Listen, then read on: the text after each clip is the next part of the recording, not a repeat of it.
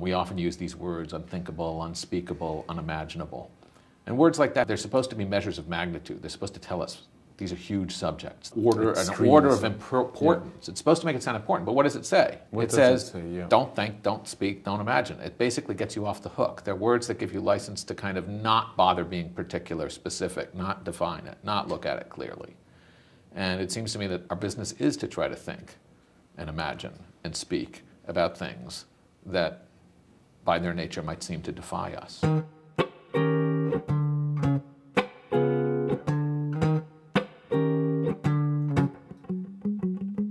I had an old teacher of mine who told me after the Rwanda book first came out, he said, you know, one of the things I really like about this book, you have great villains. They're really villainous big villains. Now that seems sort of obvious when you're writing about a huge set of crimes like that constitute the genocide. In the murder book that I wrote, A Cold Case about a double homicide, you've got the cop, the murderer, the defense lawyer. They're all huge archetypes. They all have a movie counterpart. They see themselves almost like characters in films. You know, the cop is obsessed with High Noon. The gangster is obsessed with Jimmy Cagney. The defense lawyer is obsessed with Casablanca and its moral ambiguities and gray areas. I love that. I like people who know how to talk about themselves. James Brown, everybody knows that James Brown was this outrageous character. I love your James Brown piece, by the way. Thanks. It's fantastic. Thank you. Why the attraction? A lot of the stuff that was written about him was really playing up what a whacked out guy he is and sort of how strange he is and the trouble he gets into. And I kept thinking, that's in the background. It's got to be there. But the reason we're interested in him is because he's a stone genius. He's like the great genius of American music. And everything was mythological with him. When fact-checking got involved, it was hilarious. They started calling Mr. Bobbitt his manager. And he goes, what's the matter? You don't trust your reporter? And they're like, no, we verify everything. We make doubly sure. So he goes, well, whatever Mr. Brown said, and if you told your reporter and your reporter says it, that's fine. And they're like, well, what if it was, is it this or is it this? About, you know, sometimes there'd be discrepancies in the accounts that we were given. The idea that any of that mattered was like absurd to them. You know, who cares when he was born? His autobiography begins with the words, I was born dead. Really? Yeah. I mean, he wasn't stillborn. He said I was stillborn. That means born dead. He wasn't stillborn. He just took a little while to come to. It's mythology. It's got that Mark Twain tall tales. It's got all of this music running through it. But the thing about James Brown, the only reason he's interesting, above all, he might be an interesting, colorful character as a rogue, but he's ultimately interesting because he completely embodied, imbibed, reformed every tradition in American popular music. And almost nothing that's come since can get by without referring to him. And he can't even read or write music. And that attracted you too? Well, just the fact that this guy had it all going on. It was all in his head. He was totally alive to it, and he was completely free. He didn't give it in. Are there models? Are there literary models? You said you don't want to write like them. But, I mean, are there people you look up to? The writers I like best aren't good models. I like reading all kinds of, I read Dostoevsky. I wouldn't want to write like Dostoevsky. What you want to do is allow these people, allow a lot of voices, including the voices, who are some of the models? Some of the people who tell me their stories sometimes. You know, what makes anybody's personal voice is a combination of all these voices that have fed into you and the way that you heard them. We were talking about the importance of storytelling for you, and there's one story that in particular moves you and interests you, which is the story of Jonah. Mm-hmm. Why? The only way to really tell you why is to tell it. Here's this guy, Jonah. The Lord tells him, go to Nineveh, that great city, and tell them that they've become wicked in their ways and that they will be destroyed if they don't change their ways. So Jonah gets up and he goes to Jaffa to get a ship, and he gets a ship to Tarshish, which is the exact opposite direction. Nineveh is basically where Baghdad is. It's between the Tigris and the Euphrates. It was the capital of Assyria. Tarshish, people think, is probably Cadiz in Spain, on the other side of the Straits of Gibraltar. He runs away. He runs away from the call of his Lord to go and speak and prophesy. And he goes down below on the ship, and he falls asleep. and a great storm comes, and the ship is tossed around on the seas, and all of the shipmates are terrified, and they start praying like mad, each to his own god. And finally, somebody on the ship says, you know, where's that guy who was the passenger? Where's he? And they send somebody down below, and there's Jonah, just sacked out, snoring away, the man who's the perfect runner away from everything. And they wake him up, and they say, what's going on? You know, come up, who are you? And he says, I am a Hebrew. And the book says, and they were greatly afraid. Right, so he says, well, it's probably my fault. Why don't you just throw me overboard and everything will be fine? I've always found it fascinating that he doesn't just jump. He asks them to do it. They really don't want to, but finally they do, and at his insistence. And immediately the water goes calm. Instead of drowning, as we all know, a great fish comes, the whale, as it's known, swallows Jonah up, takes him down to the bottom of the sea. And there he makes this extraordinary prayer where he says, look, my soul is drowning. The bars of the earth have closed over me. Weeds have wrapped around my brain down here. I will do what you tell me. You're my Lord. Give me another chance. Fish vomits him out on dry land. Now, this is where most people stop with the book of Jonah. Most people stop at this point in the story. Herman Melville in Moby Dick, who tells the story fantastically at that point, he stops basically when the fish spits him out on dry land. And in fact, the second half of the book is maybe almost more interesting, because then Jonah gets himself to Nineveh, and he delivers the message he's been told to deliver. But what's the message he's been told to deliver? He goes around and just says, in 40 days, the city will be destroyed because you're wicked. He's like one of those guys in the cartoon with the sign, you know, the end is nigh. And he goes back and forth.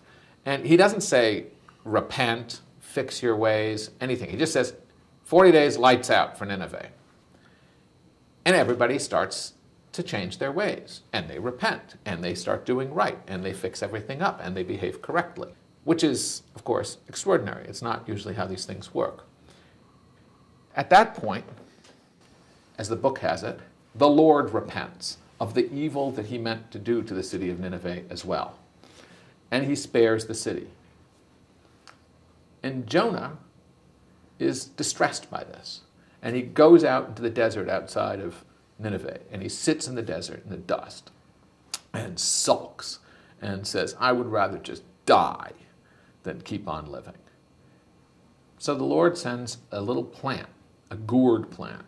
So you think about like a pumpkin with those big leaves or something, that grows up over Jonah and provides him with shade.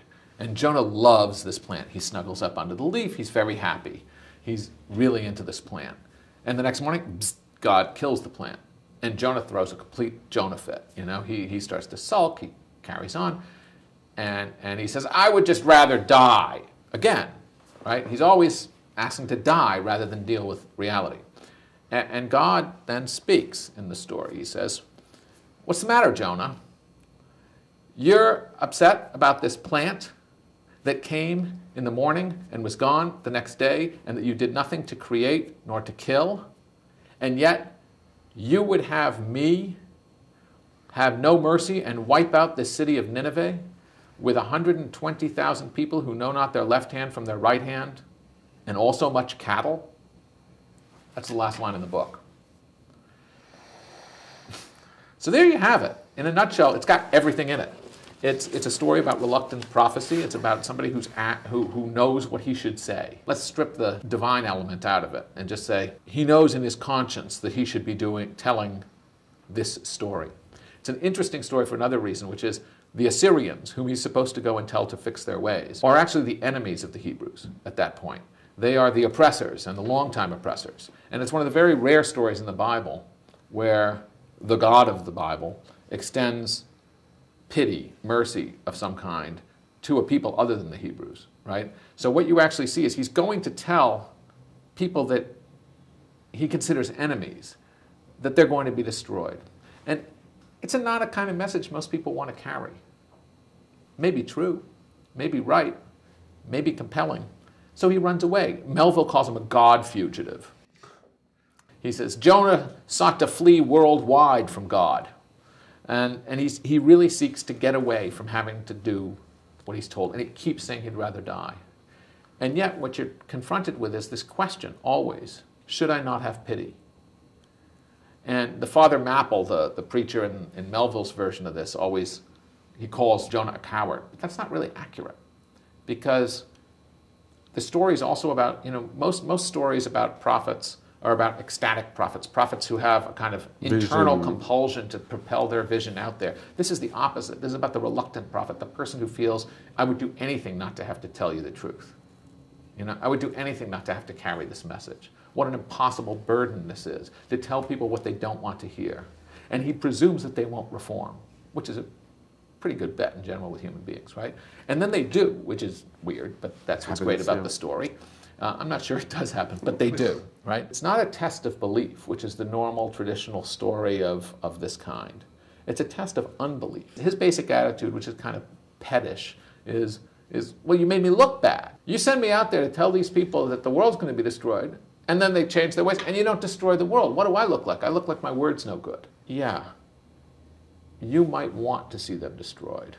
Implicitly, they're also your enemy. But I made them, and I made you. There's something bigger. I've often thought about it when I'm in Rwanda, because in Rwanda... I was going to ask you, what is the correlation, well, it's bridge? Correlated to a lot of different things for me. At the end of my first book on Rwanda, I tell a simple, short story that I'd heard by news report of, after the genocide, the Hutu power forces related to the genocidal government and army and militias waged a war inside a good part of the country. And the new government had sort of come up with this idea that, look, we should get rid of this whole Hutu and Tutsi idea. We should just be all Rwandans now.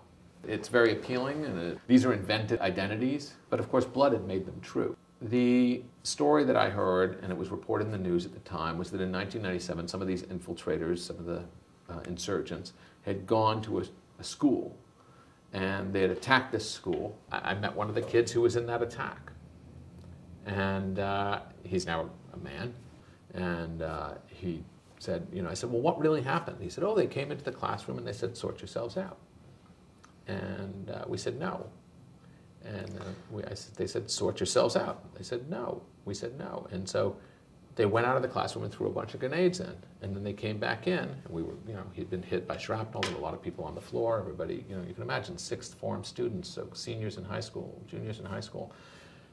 After a bunch of grenades had been thrown in the room, they said, okay, now sort yourselves out. And they said, no. And that's when they opened fire. And he said, well, my mother's Tutsi, my father's Hutu. This is a guy, if your father's Hutu, you could say you're Hutu. This is a guy who could have said he was Hutu and saved himself. Didn't occur to him. People ask me if there's hope for this place. This dark story is what hope looks like in this place.